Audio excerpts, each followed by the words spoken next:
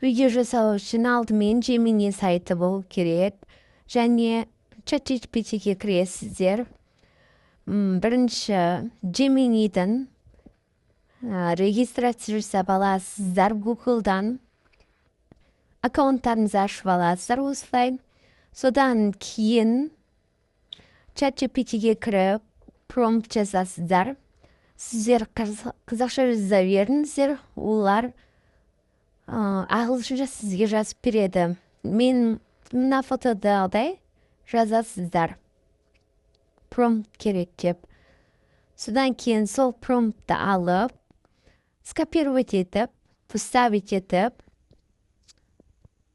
жібересіздер. Содан кейін сіздердің видеоларыңыз дайын болады. Бахош, жарысайықшы. Арсен, мен сені басып озам.